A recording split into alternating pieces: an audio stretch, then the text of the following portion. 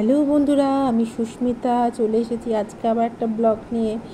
আজকে ব্লগটা শুরুই করছি শিয়ালদা থেকে বেরিয়ে, শিয়ালদা স্টেশনে থেকে বেরিয়েই। তো আমি আজকে হাসপাতালে চলে গেলাম। আজকে হাসপাতালে দাঁত দেখাবো, স্কিন দেখাবো, সেই জন্যই এসেছি। তা দাঁত দেখানোর পরে নীলরতনের ডাক্তার আবার রেফার করলো ডেন্টালে দেখানো হলো। তবে ডাক্তার আবার এক্স রে লিখে দিল, এক্স রে করানো হলো। এক্স রে করে আমি এবার বাড়ির উদ্দেশ্যে রওনা দেব। রিপোর্ট নিয়েই বাড়ির উদ্দেশ্যে রওনা দিলাম।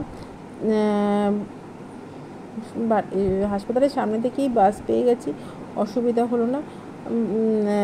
বাসে করেই বাড়ি পৌঁছে গেলাম। 2:30 আমি বাড়িতে এসে পৌঁছালাম।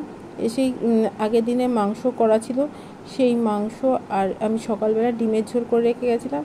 মেয়ে আমার গুড়িয়া ভাত রান্না করেছে। আমি আর ব্যানার্জিবাবু খেয়ে উঠলাম। খেয়ে উঠতেই ফোন আসলো, বান্ধবীর হাজবেন্ড মারা গেছে। সেই শুনে গেলাম হাসপাতালে, বারাসাত হাসপাতালে। তা আইসিইউতে যেহেতু রয়েছে সেজন্য দেখতে পারলাম না। তা কিছুক্ষণ বসে থেকেই আমি বেরিয়ে পড়লাম।